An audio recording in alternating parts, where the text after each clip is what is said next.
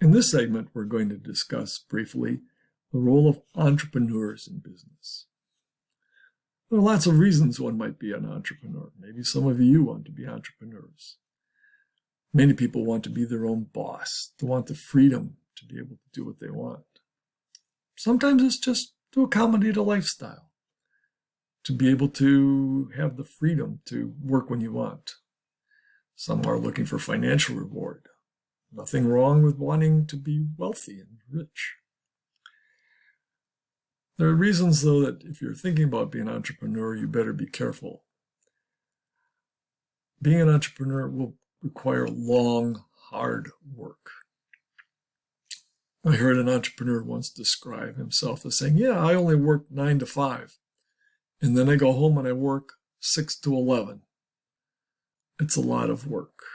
It's a lot of responsibility, particularly if you hire people. Now you're responsible for that, for the hiring of them. Do you need to fire them? How do you find them? Do you take care of them? Do you have the financial resources to be an entrepreneur? And being an entrepreneur, you're going to have to do things that maybe you're not good at or you might not even like. But being an entrepreneur can be very rewarding as well. And there's a lot of people that get into it because they really, really enjoy the freedom and the excitement that being an entrepreneur can bring. Now, when you start a business, early on, most businesses, small businesses, and entrepreneurs start out with their own personal funds.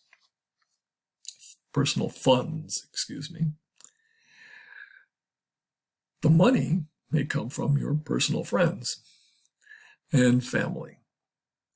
They will be your investors, and they will either loan you money, in which case you have to agree on the amount of interest that you'll return to them, or they'll become part owners, in which case you'll have to agree on how to split the profits.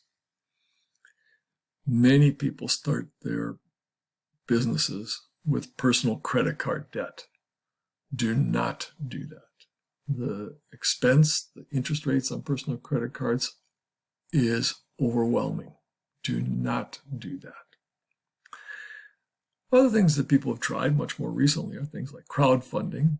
We also have things like angel investors, people who are willing to contribute money in terms of helping your business, but in exchange for a certain amount of equity. As you get larger, you will turn potentially to venture capitalists. If you're familiar with Shark Tank, they're venture capitalists. Venture capitalists are people whose business it is to invest in startups. They take risks and they like to invest in multiple startups. I went to college with a friend who became a venture capitalist for medical startups. He invests in companies with inventions in different medical technologies. So they take a big risk, but they're also looking for big returns.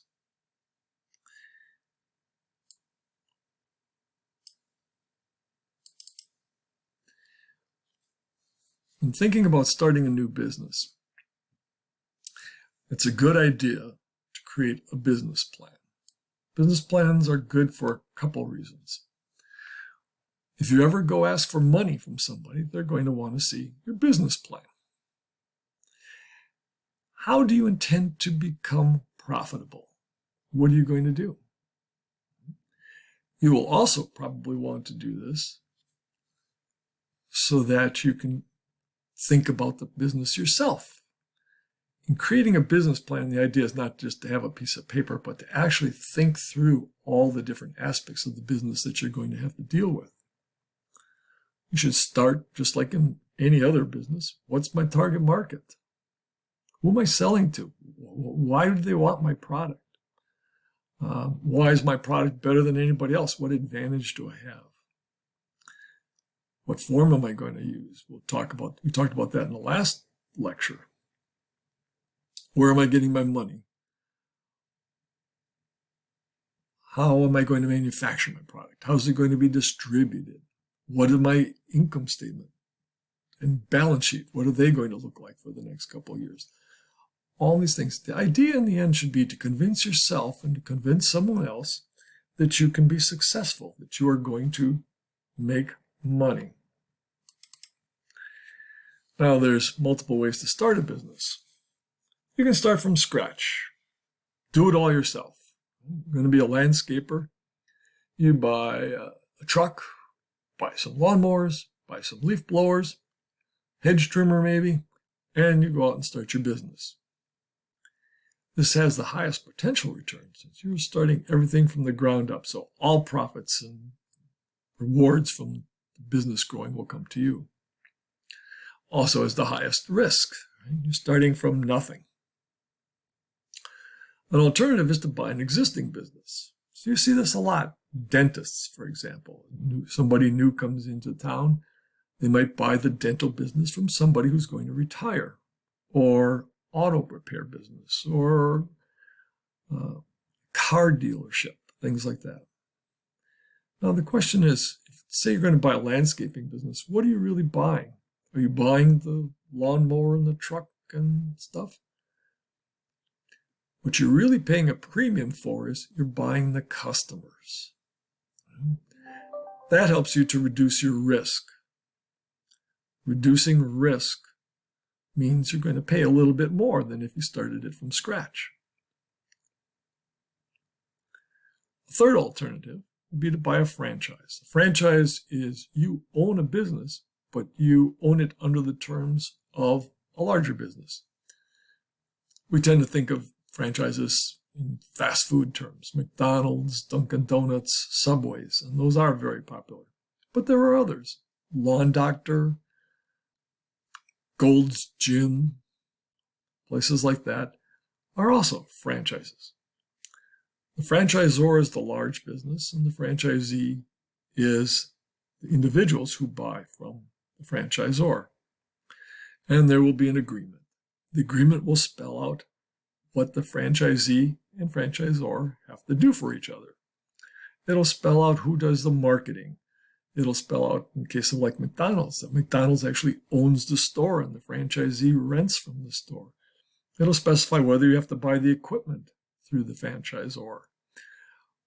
It'll specify what kind of profits have to go back to the franchisor, what kind of marketing the franchisor will do for the franchisee. All of these are spelled out in a franchise agreement. Why do businesses fail? Well, for a number of reasons. And you can see them here on the chart. One of the things, though, that I think most people who begin as entrepreneurs don't realize is the amount of work and that it takes to create a business and the different types of activities that they're going to need to be good at. Do they keep track of the financials? Do they know where the money is going? I know a landscaper who has over 100 customers and can't figure out why he's not making any money. So there's a number of reasons business failed, but it's not always because it was a poor idea.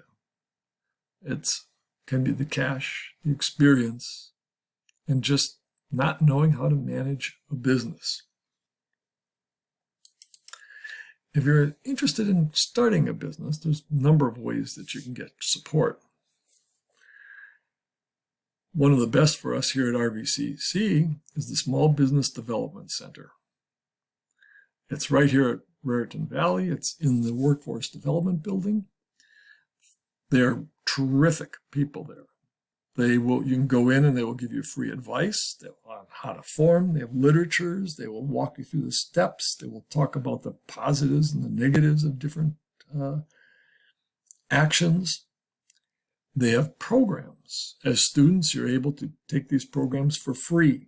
The program might be one night on basic accounting. It might be on taxes. It might be on social media marketing. It's a really good resource that I highly encourage anybody who's interested in becoming an entrepreneur or is interested in starting your business to take use of. They will also help get you connected with a group called the Service Corps of Retired Executives, or SCORE. These are, as the name implies, executives who have retired and now go and give free consulting to people. They will want to look at your business plan, and they will comment on it and give you advice to try and help you. There's a lot of material here. I encourage you to read the book and also to look at the complete set of slides.